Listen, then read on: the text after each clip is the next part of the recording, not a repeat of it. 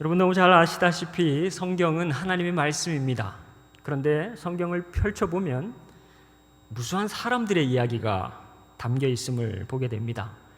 그리고 그 사람들의 이야기를 통해 드러나는 것은 다름 아닌 이 사람들의 본성, 인간의 본성입니다. 인간 본성의 좋은 측면들도 있지만 대부분 성경은 인간 본성의 부정적인 모습들이 많이 그려져 있습니다. 이런 이야기입니다. 성경은 본성대로 살면, 마음대로 살면, 욕심대로 살면 망한다 하는 것이고, 본성을 거스르고 욕심을 넘어서 하나님의 뜻을 좇고 따르면 잘 사는 삶이다 하는 것을 말해줍니다. 오늘 본문은 가나안 중남부의 핵심 지파들, 남쪽의 유다 그리고 북쪽의 에브라임과 므낫세죠. 이 핵심 지파들이 다 땅을 분배받은 후에 이제 길갈에서 실로라는 곳으로 무대가 옮겨집니다. 그래서 그 실로에서 회막을, 성막입니다. 그 성막을 세우게 된 시점에 이야기를 전해줍니다. 이 영적인 거점이 세워진 이 은혜의 순간에 역설적이게도 아직 기업을 받지 못한 7지파, 그 7지파의 인간적인 그런 본성 3가지가 수면 위로 드러납니다. 그리고 오늘 하나님은 여호수아를 통해서 해결책을 담아서 우리에게 3가지 명령을 내리십니다. 오늘 우리 안에 도사린 이 3가지 본성을 말씀의 거울에 비춰보고 하나님의 뜻을 따라서 돌파하는 저와 여러분 다 되시기를 주님의 이름으로 축복합니다.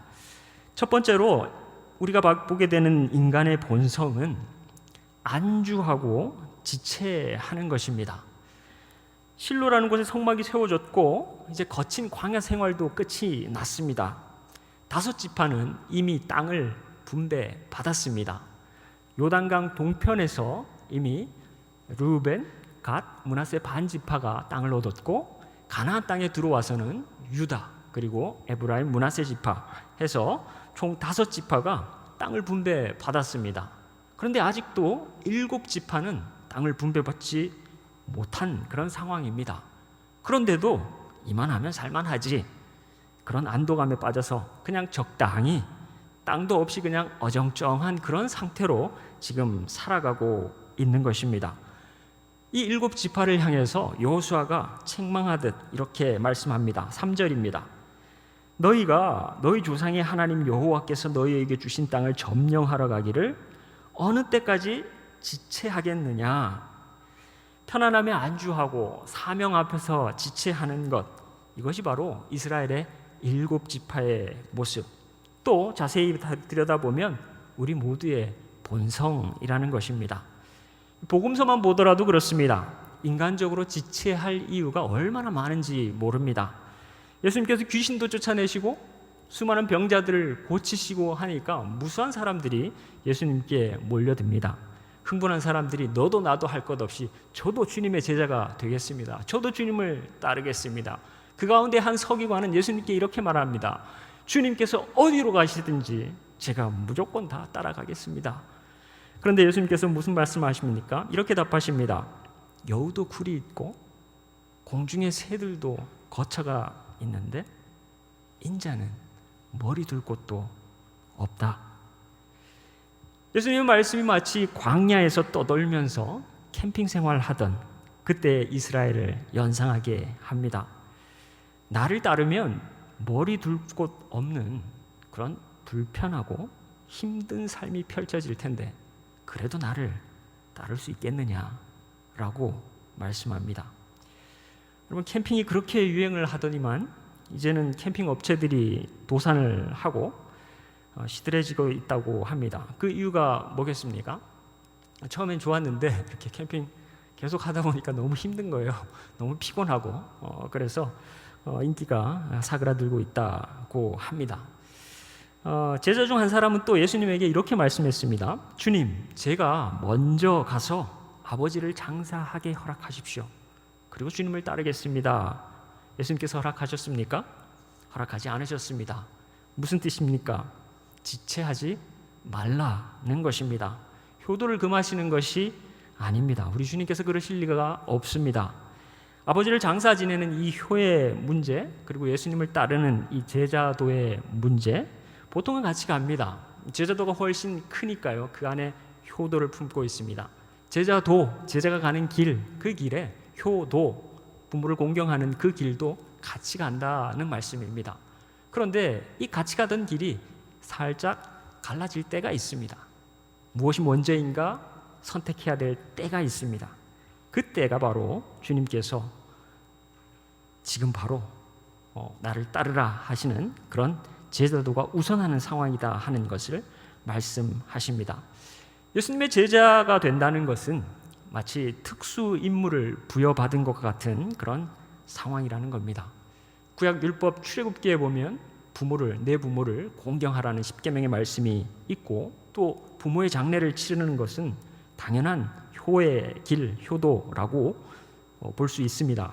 그런데 레위기에 보면 기름 부음을 받고 위임을 받아서 예복을 입은 대제사장은 부모의 장례조차도 치르지 못하게 그렇게 규정하고 있습니다. 왜 이처럼 이렇게 엄격한 규정을 하고 있는 것일까요? 대제사장이 가지고 있는 이 직무의 엄중함 때문에 그렇게 말씀합니다. 레위기를 한번 보시겠습니다. 21장 10절, 11절, 12절입니다. 자기의 형제 중 관유로 부음을 받고 위임되어 그 예복을 입은 대제사장은 그의 머리를 풀지 말며 그의 옷을 찢지 말며 어떤 시체에든지 가까이 하지 말지니 그의 부모로 말미암아서도 더러워지게 하지 말며 그 성소에서 나오지 말며 그의 하나님의 성소를 속되게 하지 말라. 이는 하나님께서 성별하신 관유가 그 위에 있음이니라. 나는 여호와니라. 상식이 있습니다. 신앙이 있습니다. 상식과 신앙도 대부분 같이 많이 갑니다. 그런데 어느 시점에서 상식을 넘어서는 신앙이 앞서야 하는, 신앙이 우선순위가 되어야 하는 그런 특별한 순간이 있습니다. 지금 대제사장은 상식을 넘어 하나님의 기름 부음을 받은 그 직무를 수행하는 특별한 임무 가운데에서 부모의 장례마저도 참여할 수 없는 그런 특별한 임무를 수행하게 되는 그런 경우가 있다라는 것입니다. 그럼 이스라엘 백성 민족의 전체에, 가나안 땅에 도착한 이스라엘 백성들의 전체의 특수 임무는 무엇입니까? 다름 아닌 가나안 땅을 모두 정복해 가는 것입니다. 지금 이스라엘 백성 전체는 특수 임무를 받아서 그 임무를 수행하고 있는 중입니다. 5지파는 잘 땅을 분배받았습니다. 7지파는요 아직 땅을 분배받지 못하고 여전히 지체하고 있는 그런 모습입니다. 우리를 지체하게 하는 여러 가지 것 중에 재물도 있습니다. 부자 청년이 예수님을 만납니다. 아주 부유한 청년입니다. 신실한 청년입니다. 거기다가 직업도 대단합니다. 관원이라고 소개되어 있는데 그냥 오늘날 우리가 생각하는 하급 공무원이 아닙니다. 아마 막대한 경제적 부와 율법의 신실한 정도로 볼 때 이 유대 최고의 자치기관, 의회이면서 재판소이기도 한 산헤드린의 멤버였을 가능성이 아주 높습니다. 엘리트 중에 엘리트인데 오늘날로 치면 젊은 국회의원 플러스 젊은 부부원장 플러스 젊은 대형교회 목사이거나 대형교회 목사 아버지를 둔 아들 목사 플러스 젊은 자산가 모두 합쳐진 인물 정도가 이 부자 청년입니다. 이 정도면 상위 1%에 해당될 것 같은데요. 그 청년을 향해 주님께서 이렇게 말씀하십니다. 마태복음 19장 21절입니다. 예수께서 이르시되 네가 온전하고자 할진대 가서 내 소유를 팔아 가난한 자들에게 주라. 그리하면 하늘에서 보화가 내게 있으리라. 그리고 와서 나를 따르라 하시니. 청년이 예수님 말씀을 따랐습니까? 예수님 말씀을 믿었습니까? 안 믿었습니다. 다음 구절이 이렇게 증언합니다. 마태복음 19장 22절입니다. 그 청년이 재물이 많음으로 이 말씀을 듣고 근심하며 가니라. 한번 생각해 보십시오. 재물이 많은 청년입니다. 그 소유권은 전부 자신에게 있습니다. 그런데 자신 아는 다른 사람이, 예수님이 그거 팔아서 가난한 사람들에게 나눠주라 이렇게 말씀하십니다. 뭐가 문제입니까? 돈이 다 사라지는 것도 문제이겠습니다만은 더 큰 문제가 있습니다. 그거 팔아, 그거 나눠줘 하는 분이 자기 자신이 아니라 예수님이 된다는 게 더 큰 문제입니다. 여기가 고민의 자리입니다. 어느 목사님이 그랬습니다. 돈은 사람을 독점하는 힘이 있다, 이런 말씀을 했습니다. 예수님은 지금 부자 청년을 그 재물로부터 자유롭게 해방시키려는 것입니다. 여러분, 신약 성경이 총 7,950절입니다. 그런데 돈, 재물, 소유, 청지기 이런 주제로 이야기된 구절이 무려 2,084구절입니다. 거의 25%에 해당하는 분량입니다. 여기에 비해서 믿음은 215구절, 구원은 218구절, 그러니까 거의 10배에 달하는 내용을 돈 이야기로 그렇게 가득 채워져 있는 것이 신약 성경입니다. 청년이 근심하면서 갔다고 했는데 단지 재물에 대한 근심만이었을까요? 예수님 말씀을 기억해 보십시오. 예수님께서 그거 다 팔아, 그리고 가난한 사람들에게 나눠줘 하고 끝내지 않았습니다. 약속도 덧붙이셨습니다. 그렇게 하면 하늘에서 보화가 너에게 있을 것이다. 부자 청년, 이게 믿겼습니까? 안 믿기는 겁니다. 그리고 마지막 말씀, 그렇게 한 다음에 와서 나를 따르라. 이 말씀도 근심이 되는 겁니다. 다 팔고 다 나눠주고 그렇게 예수님 따르면 사실상 빈털터리로 예수님 따르는 거 아닙니까? 그런데 생각해 보십시오. 내가 뭘 좀 쥐고 예수님을 따르면 얼마나 그럴듯합니까? 유대사회에서 예수님도 대단한 분이시고 나도 좀 괜찮은 사람이고 그렇게 예수님 따라가면 얼마나 멋집니까? 나름 나도 꽤 막강한 힘을 가지고 있고 많은 재물을 쥐고 있고 그렇게 예수님을 따라가다가 예수님이 혹 힘들면 돈으로 예수님을 도울 수도 있고 얼마나 좋겠습니까? 존재의 이유, 존재의 가치 막 올라가지 않겠습니까? 자존심도 살아나고 삶이 얼마나 재미있겠습니까? 그런데 예수님이 애초부터 싹둑 자르는 겁니다. 남김없이 자르는 겁니다. 젊으니까 많은 시간이 있고 재물도 있고 사회적 영향력도 발휘할 수 있는 그런 부자 청년인데 다 없애버리고 누구랑 같게 만드십니까? 물고기나 잡던 베드로하고 같은 팀원으로 만들어 버리시는 겁니다. 그게 참 불편합니다. 그게 근심하게 합니다. 예수님께 한 번에 달려가지 못하고 지체하게 됩니다. 가나안 땅에 들어간 7 지파도 얼마나 머릿속에서 얼마나 많은 전쟁의 모습들을 상상했겠습니까? 그리고 얼마나 많이 근심했겠습니까? 하지만 그들은 그대로 전쟁하지 않는 그런 익숙함으로 머물러 있었습니다. 그러나 하나님은 어떠십니까? 이스라엘이 그 자리에 계속해서 머물러 있기를 원치 않으셨습니다. 하나님은 또한 우리가 7 지파의 자리에 머물러 있기를 원치 않으십니다. 부자 청년의 자리에 머물러 있기를 원치 않으십니다. 안주한다는 것, 그것은 사실 영적으로는 퇴보한다라는 의미이기 때문입니다. 여러분 모두 하나님께서 약속하신 승리, 계속되는 성장과 성숙의 삶을 향해서 익숙함의 자리를 박차고 일어날 수 있기를 주님의 이름으로 축복합니다. 지체하지 말라 하시는 주님의 음성, 나를 따르라 하시는 주님의 말씀에 믿음으로 반응하시는 저와 여러분 다 되시기를 주님의 이름으로 축복합니다. 두 번째, 인간의 본성은 지체하는 거였는데 두 번째는 낙관하는 겁니다. 좀 막연하게 낙관합니다. 근거도 없이 낙관합니다.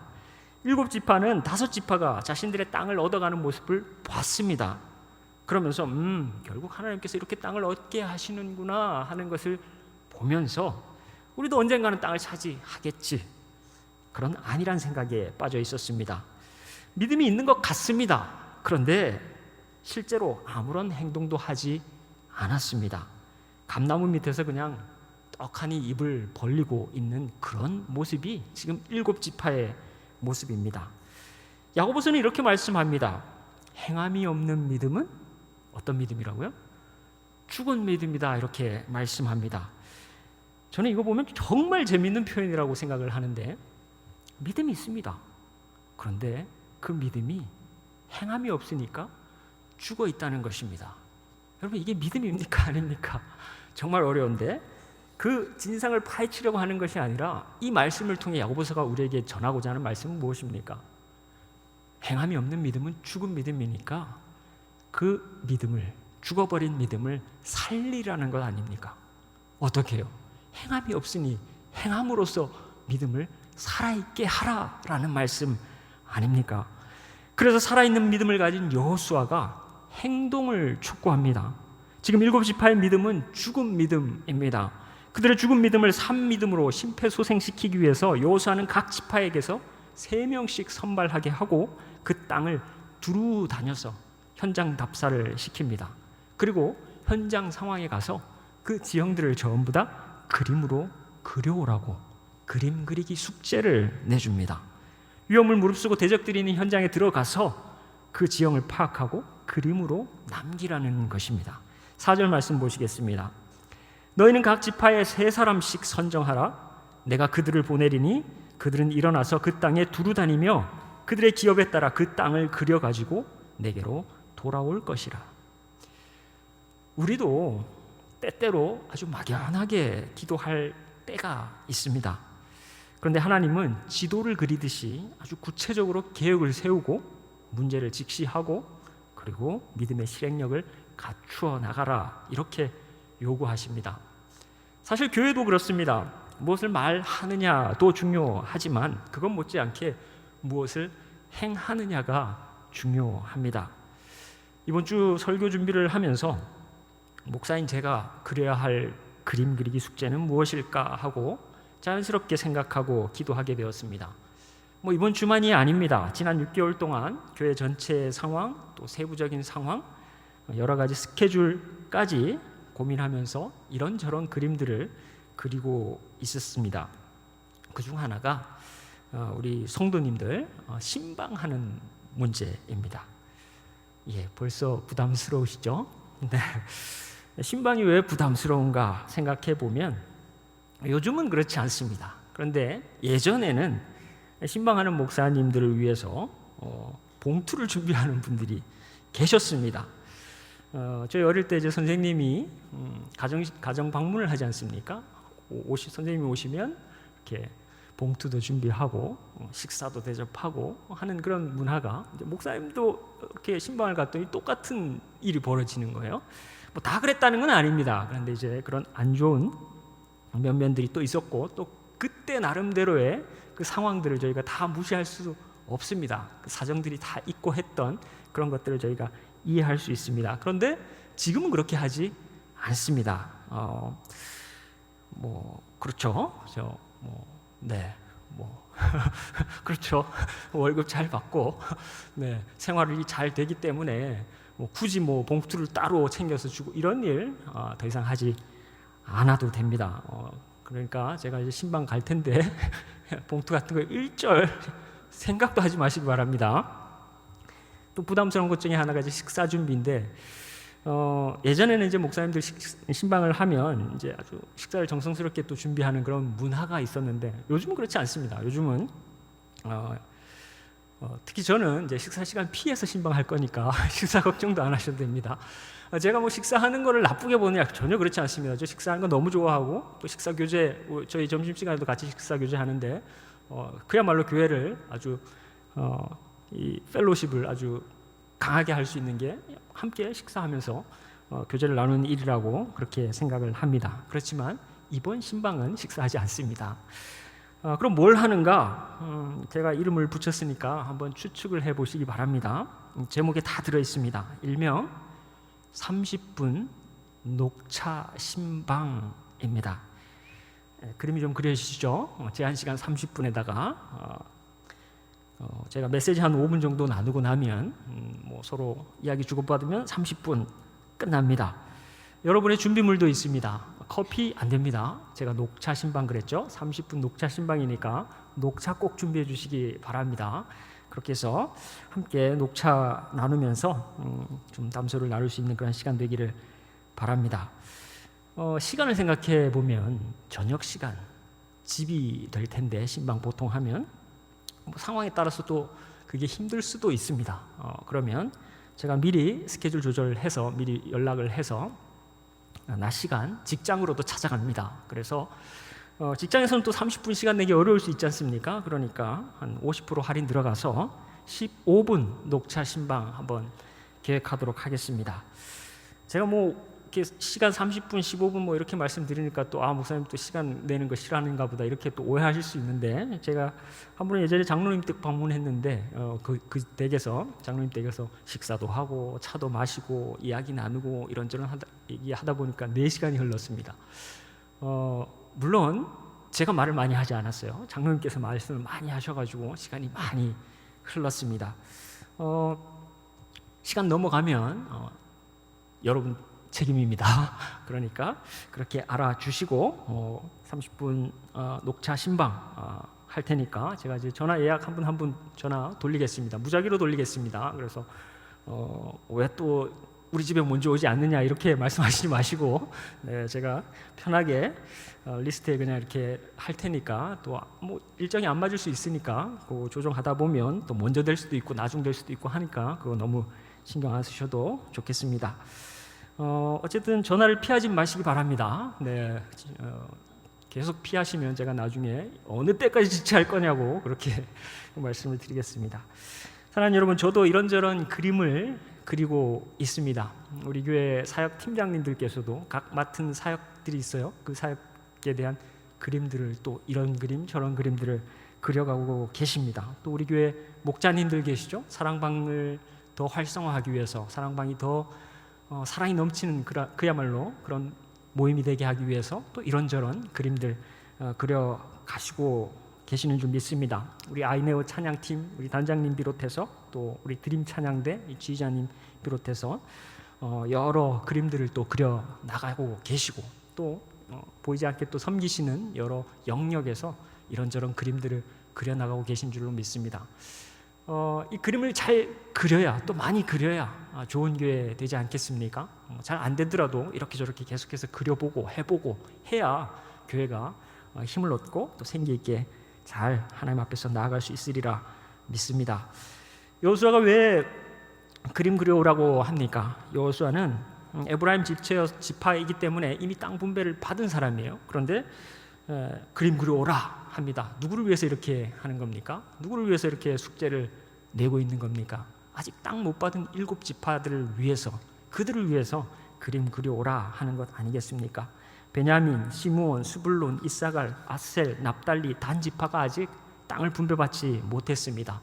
이 7지파를 위해서 그들이 땅 얻으라고 그림 그리기 숙제 내줬습니다. 여러분 한번 상상해 보세요. 그림을 그렸습니다. 그런데 그 그린 그림이 실제로 내 것이 된다라고 하면 이 그림 그리는 게 얼마나 기쁘겠습니까? 이 그림 그리는 게 얼마나 신이 나겠습니까? 신이 나서 그림 그리기 숙제 할 것입니다. 사랑하는 여러분, 그림 그리십시오. 하나님 앞에서 그림 그리셔서 그 그리는 그림마다 다 내 것이 되는, 내 손에 잡히는 현실이 되는 그런 그림 주님 앞에서 함께 우리 다 같이 그려 나가실 수 있으면 좋겠습니다. 세 번째 본성입니다. 첫 번째는 지체하는 안 좋은 본성, 두 번째는 막연히 낙관하는 그런 본성, 마지막으로는 고집입니다. 고집의 본성이 있습니다. 자기 생각을 고집하고 자기 이익을 고집하는 그런 안 좋은 습성이 우리 가운데 있습니다. 여러분 한번 상상해 보십시오. 이스라엘 지파 12지파가 있는데 알아서 각자 땅을 차지해라 라고 하면 어떤 일이 벌어졌을까요? 지파 간에 좋은 땅을 두고 서로 차지하려고 가나안 족속들과 싸우기는커녕 지파들끼리 분쟁이 일어나지 않겠습니까? 여기가 더 좋은 땅인데 우리 지파가 차지해야 된다라고 하면서 그렇게 싸움이 일어나지 않겠습니까? 한번 차지하면 그 차지한 땅이 영원히 우리의 지파의 자산이 될 텐데, 대대로 자산이 될 텐데 오히려 더 치열하게 지파 간 경쟁과 싸움이 일어나지 않겠습니까? 지파들 모두 각자의 생각 얼마나 출렁출렁 넘쳐나겠습니까? 그런데 그 생각이 맞습니까? 그 지파에게는 맞습니다. 그런데 다른 지파에게는 맞지 않는 생각 아닙니까? 자기 이익을 생각하고 자기 이익을 말하고 자기 이익을 위해서 싸우는데 어떻게 그 반대편에 있는 손해보는 지파에서 맞장구를 칠 수 있겠습니까? 자기만 생각하는 것, 이것이 사실 인간의 본성입니다. 여호수아가 숙제 검사를 합니다. 지파별로 그려온 지도를 바탕으로 실로의 여호와 하나님 앞에서 제비를 뽑아서 땅을 나눕니다. 제비 뽑는다는 건 인간의 욕망이 들어설 틈을 없애버린다는 것입니다. 대신 하나님의 주권적 이 처분에 100% 순복하겠다 하는 그런 믿음의 내용입니다. 내 생각하고 달라도 하나님이 정해주신 이 한계, 이 분량 내가 감사함으로 수용하겠다 하는 믿음의 고백입니다. 그렇게 하면 분쟁이 사라집니다. 평안이 무엇인지 경험하게 됩니다. 일처리가 아주 순조로워집니다. 9절과 10절 말씀 보시겠습니다. 그 사람들이 가서 그 땅으로 두루 다니며 성읍들을 따라서 7부분으로 채게 그려서 실로 진영에 돌아와 여호수아에게 나아오니 10절입니다. 여호수아가 그들을 위하여 실로의 여호와 앞에서 제비를 뽑고 그가 거기서 이스라엘 자손의 분파대로 그 땅을 분배하였더라. 그렇게 해서 베냐민 자손은 기업을 얻습니다. 11절입니다. 베냐민 자손 지파를 위하여 그들의 가족대로 제비를 뽑았으니 그 제비 뽑은 땅의 경계는 유다 자손과 요셉 자손의 중간이라. 오늘 11절 이후로 이제 기록되어져 있는 이 내용의 전부가 베냐민 지파의 경계를 말해주고 있습니다.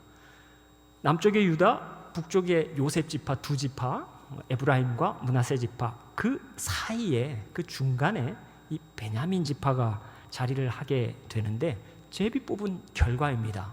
그런데 이 사실이 너무너무 놀랍습니다. 왜 놀라운가 하면 모세가 축복의 예언을 한 내용도 성취되는 내용이고 또 하나는 야곱도 유언하면서 베냐민에 대해서 예언한 내용이 성취되는 것이기 때문에 그렇습니다. 먼저 모세의 축복 내용 한번 보겠습니다. 신명기 33장 12절 말씀입니다. 이렇게 말씀합니다. 베냐민에 대해서는 일렀으되 여호와의 사랑을 입은 자는 그 곁에 안전히 살리로다.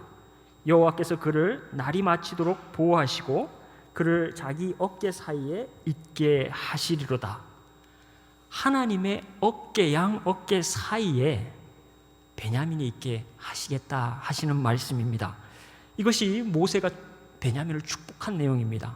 그런데 이 하나님의 어깨 사이에 존재한다라는 의미는 이 남쪽의 유다 자손 그리고 북쪽의 요셉 자손 그 사이, 그 어깨의 중간을 의미합니다. 실제로 나중에 이제 시간이 좀 흐르면 이 남쪽 유다가 하나의 왕국이 되고 또 북쪽 요셉 지파죠. 북쪽 에브라임을 중심으로 므낫세 통합해서 북쪽이 또 하나의 왕국을 이루게 됩니다. 그래서 이 두 왕국 사이에 베냐민이 자리하게 되는 것입니다. 그래서 하나님의 이 양 어깨 사이에 베냐민이 들어가게 된다. 그리고 하나님 곁에 안전하게 산다 하는 축복의 말씀도 했는데 이 말씀도 성취가 됩니다. 예루살렘이 다름 아닌 이 베냐민 지파의 경계에 속하게 됩니다. 이 하나님의 성전이 세워지는 이 예루살렘이 베냐민 지파의 경계에 속하게 되어서 성전을 품는 그런 영토가 되기 때문에 이것이 또한 놀라운 하나님 예언 말씀의 성취가 됩니다. 또 하나 있습니다. 야곱의 유언도 성취하게 되는데 이 야곱의 유언은 창세기 49장 27절에 나옵니다. 이렇게 예언했습니다. 베냐민은 물어뜯는 일이라 아침에는 빼앗은 것을 먹고 저녁에는 움킨 것을 나누리로다 말씀합니다. 그래서 이 야곱의 유언은 이 베냐민 지파의 어떤 군사적인 특징 또 지형적인 특성 이런 것하고 연결이 됩니다. 이 물어뜯는 이리 같은 그런 용사의 모습을 표현하고 있는데 실제로 용맹한 전사들을 배출하게 되는 역사가 이 사사기 20장에 나옵니다. 거기에 보면 왼손잡이 물매를 정확하게 던져서 맞췄던 이 왼손잡이 물매 부대가 등장하는데 이 사람들이 이 베냐민 지파에 속한 사람들입니다. 또한 이 베냐민 지파의 땅도 군사적으로 아주 천혜의 요충지였습니다. 그래서 지형이 좀 험하고 요새가 많아서 매복했다가 기습하기 좋은 그런 이리에 마치 굴과 같은 그런 곳이 베냐민 지파의 땅이었습니다. 그래서 이처럼 하나님 앞에서의 제비 뽑는 것 이것은 결코 우연도 운도 그냥 거기에 운명을 맡기는 것이 아니라 하나님께서 전적으로 모든 것을 이루어 주실 것을 믿음으로 맡기는, 그리고 그 결과도 하나님께서 하나님의 섭리를 따라서 이루시는 것이다 하는 것을 보여주는 것이 됩니다. 사랑하는 여러분, 혹시 내 생각과 다르게 일이 진행되는 것 같아도 하나님을 신뢰하시기 바랍니다. 그러면 지금 바로 이곳에, 지금 바로 이 시간에 바로 나를 향한 하나님의 가장 완벽한 뜻이 이루어지고 있는 그런 시간이고 자리라는 것을 나중에 알게 될 것입니다. 말씀을 맺겠습니다. 오늘 성경은 실로의 성막이 세워지는 영광스러운 순간에 여전히 익숙함에 안주하고 하나님의 사명 앞에 지체하는 그런 7지파의 모습을 보여줍니다. 이는 비단 7지파만이 아니라 우리에게서도 보여주는 지체하는 본성, 막연히 낙관하는 본성, 그리고 내 생각을 고집하는 본성이기도 합니다. 그러나 주님께서는 뭐라고 말씀하십니까? 지체하는 자에게 개척하라 말씀하시고, 또 막연하게 낙관하는 자에게 구체적으로 그림을 그려오라 말씀하십니다. 그리고 내 생각, 내 고집 가지고 있는 사람들을 향해서 제비 뽑고 하나님의 뜻 앞에 100% 순복하라, 이렇게 말씀합니다.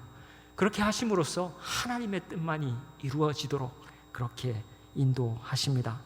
사랑하는 경성대학교의 성도 여러분, 이번 한 주간 하나님께서 우리에게 주신 그림 그리기 숙제 잘 하시기 바랍니다. 가정에서, 일터에서, 교회에서 막연한 기대가 아닌 구체적인 믿음의 설계를 해나가서 하나님의 완전한 뜻을 이루어가는 저 여러분 되시기를 주님의 이름으로 축복합니다. 기도하시겠습니다. 사랑과 은혜가 풍성하신 하나님 아버지, 오늘 말씀을 통해 부끄러운 우리의 본성을 돌아보게 하시니 감사합니다. 편안함에 안주하여 사명을 지체한 죄를 용서해 주시고 행함 없는 죽은 믿음으로 감나무 아래에서 입만 벌리고 있던 막연함을 회개합니다. 무엇보다 나의 이익과 생각만을 고집하면서 이웃과 갈등하고 불평했던 삶을 돌이킵니다. 안주의 자리에서 일어나게 도와주시고 삶의 자리에서 구체적인 믿음의 지도를 그려나가는 숙제를 성실하게 이행하게 해주십시오. 내 생각과 내 뜻대로 되지 않더라도 하나님께서 허락하신 한계와 분량에 자족하며 감사하게 해주십시오. 그렇게 저의 욕망이 배제되고 하나님의 평안을 경험하는 그런 복된 한 주가 되게 해주십시오. 예수님의 이름으로 기도합니다. 아멘. 우리 다 같이 자리에서 일어나셔서 찬송가 368장 찬양하신 후에